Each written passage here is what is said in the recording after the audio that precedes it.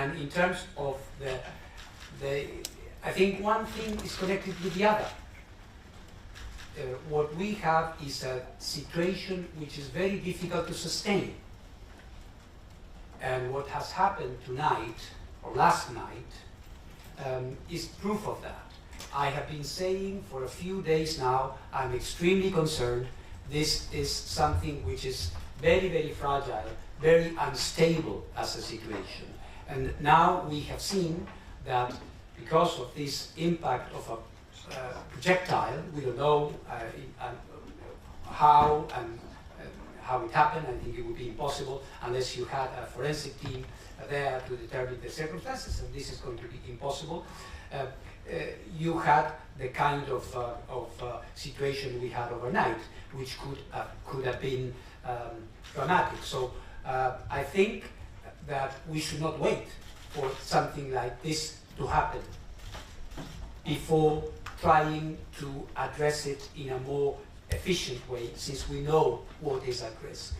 And sorry, just to follow up, since you're saying, you're describing the situation overnight, and you say that you're in regular contact with people at the plant. So what is happening right now? So obviously we had this projectile hit, and there was some fighting. Right now we have this normal abnormality, if I can put it like that. The other day in my statement I was saying normal operations, but in fact there is nothing normal about this. Yes, they are running the plants, and I paid homage the other day to their bravery, to their courage, to their resilience, because they are doing this in very difficult circumstances. Now we see this happening. For how long can this continue? So I think it is our duty as an international organization with an important mandate to do safety and security, to do it also when the going gets rough. Yes. Yeah. Hello, DG, this is Jordi from Jordi. We're talking here about Chernobyl and this one big site. Do you have any information about the other nuclear plants? Is there any risk there? How to get any information? Not at the moment. And it's good, thank you for putting up the slide. What you see here are the 6 reactors. 1, 2, 3, 4, 5, 6. We have this blue here in this unit, which is the one operating at 60% now. This is the one. And this is the building. For you to have an idea, this is more or less 1 kilometer.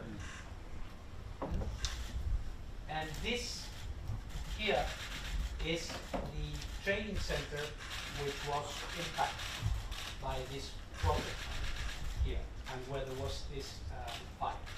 All right? So I think this, thank you to the team for having put up this, because this gives you an idea. So this is the site. It's a very big site. Right? Yes, Jonathan. Okay, thanks for the follow-up. So there's obviously another plant with 3 units, the southern plant that's near Odessa.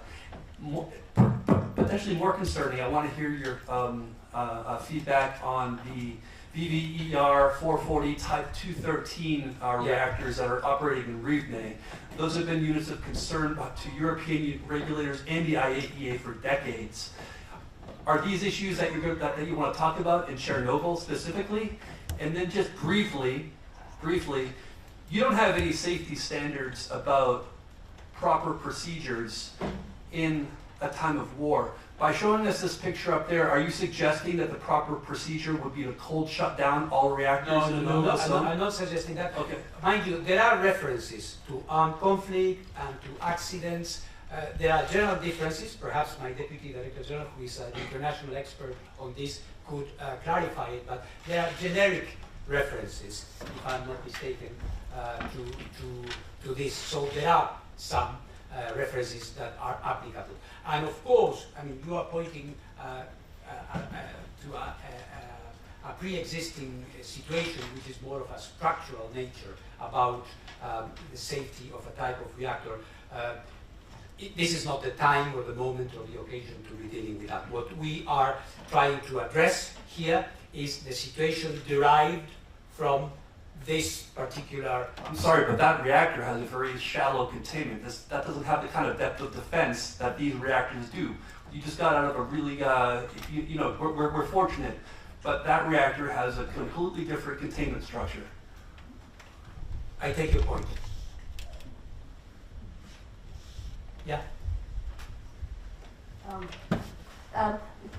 Between line, I can sense that after the negotiation, if it was were to take place, or even without that, do you have a plan to place IAEA personnel in Ukraine to assist their normal operation under emergency? Thank you for the question. The first thing that we must have is a framework within which to operate. And I would never put my staff in harm's way before going myself and trying to set up these conditions. If those conditions were met, then one could envisage that. But we are not at that point yet. Thanks a lot. DG, you obviously didn't have the weekend upcoming off. You were supposed to go on a slightly important trip to Tehran. Is that going ahead, and would any visit to Chernobyl or Ukraine be after that? Thanks.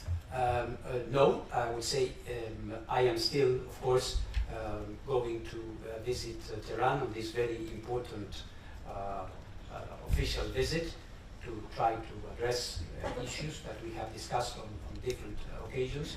And regarding my proposal for a visit and a negotiation to Ukraine, no, it's not part of this. As I said, I am consulting Ukraine, of course, first and foremost, and Russia as well, to see how we could organize that.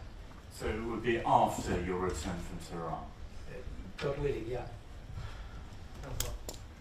DG, just to follow up, I take your willingness to go to Chernobyl as an indication that you're not worried about the safety situation there, just because there seems to be glitches with the radiation monitoring system there. Can you tell us what I'm not concerned about the radiation. I am, of course, concerned about the general situation. This is a zone where there are military operations ongoing.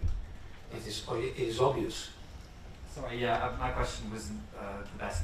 But specifically on the radiation levels at Chernobyl, is the monitoring working yes, normally and everything seems normal? It is. Well, everything normal, I wouldn't say. There are glitches, but nothing that would constitute a major issue at the moment in terms of the radiation monitoring systems which are in operation. Okay, thank you very much. Any further questions? Yeah. Yes. David Albright from ISIS asked me to ask you if you can say anything about the safety of the spent fuel in this power plant. There's no issue with it. There's no problem. There hasn't been any reported situation with regards to this issue of waste stored. Thank you very much. Well, I thank you very much. We will be keeping you informed of developments, and perhaps we will be seeing each other after my mission to Tehran. Thank you very much.